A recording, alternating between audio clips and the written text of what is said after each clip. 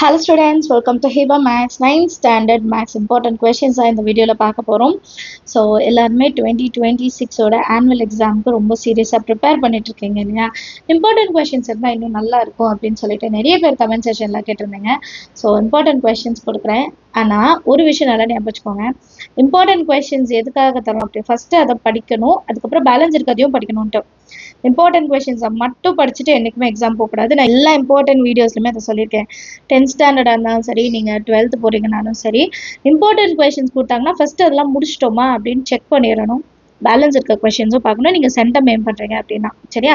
So நான் எல்லாமே question நம்பராக தான் கொடுத்துருக்கேன். நீங்கள் ஒரு ஸ்க்ரீன்ஷாட் எடுத்துக்கிட்டாலே போதும். ஃபர்ஸ்ட் சாப்டரில் 1.6 மட்டும் ரொம்ப முக்கியம். அதுலேருந்து கண்டிப்பாக ஒரு கொஷின் வந்து கேட்டுருவாங்க.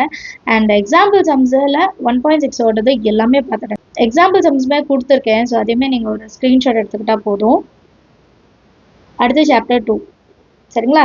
சாப்டர் 2ல் வந்து சம்ஸ் கொஞ்சம் கம்மியாக இருக்கிற மாதிரி இருக்கும். ஆனால் கான்செப்ட் நல்லா தெரியணும். ஸ்ட்ரட்ஸோட கான்செப்டாக நல்லா தெரிஞ்சுக்கோங்க. ரேஷனலைஸ் பண்ணுறது நல்லா தெரியணும். ஸோ இது அப்புறம் இந்த ஸ்டாண்டர்ட் ஃபார்ம் இது எல்லாமே வந்து முக்கியமான எக்ஸசைசஸ். அதில் இருக்கிறதெல்லாம் ட்ரை பண்ணி பாருங்கள். நம்ம சேனலில் எல்லா வீடியோஸுமே இருக்குது. எல்லாமே நீங்கள் வந்து ட்ரை பண்ணி பார்க்கலாம். சரிங்களா? நெக்ஸ்ட் எக்ஸாம்பிள் சம்ஸ் எல்லாமே நோட் பண்ணிக்கோங்க. முடிஞ்ச அளவுக்கு இம்பார்ட்டன்ட் கொஷின்ஸ் முடிச்சுட்டு பேலன்ஸ் இருப்பதையும் ஒரு வாட்டி பார்த்துடுங்க. சரிங்களா? நெக்ஸ்ட் ரொம்ப முக்கியமான சாப்டர் 3rd சாப்டர். ஏன் முக்கியமான சாப்டர் சொல்கிறேன்னா, இதில் தான் ஃபேக்டரைசேஷன்ஸ் வருது. சரிங்களா? அண்ட் இதிலே தான் எலிமினேஷன் மெத்தடு, சப்ஸ்டியூஷன் மெத்தடு வருது, கிராஃப் வருது. இது எல்லாமே முக்கியமான டாபிக்ஸ் உங்கள் 10th ஸ்டாண்டர்டுக்கும் சேர்த்து.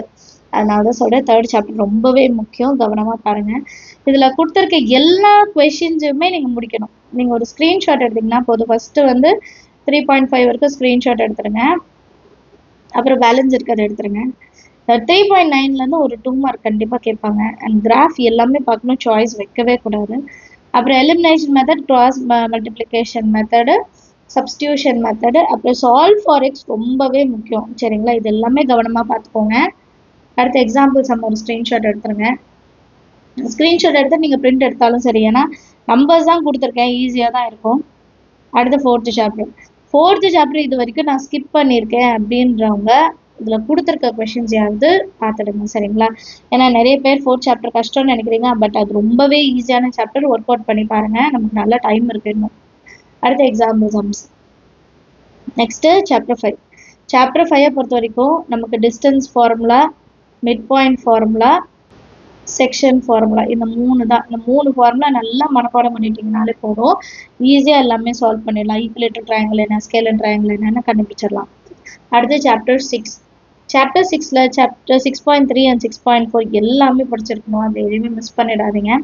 6.1 and 2ல் இம்பார்ட்டன்ட் கொஷின்ஸ் பார்த்துடுங்க. எக்ஸாம்பிள் வைஸ் வந்து முடிஞ்ச அளவுக்கு எல்லாமே பார்த்துடுங்க. இல்லைனா கொடுத்துருக்க கொஷின்ஸை ஸ்கிப் பண்ணிடவே கூடாது. சரியா?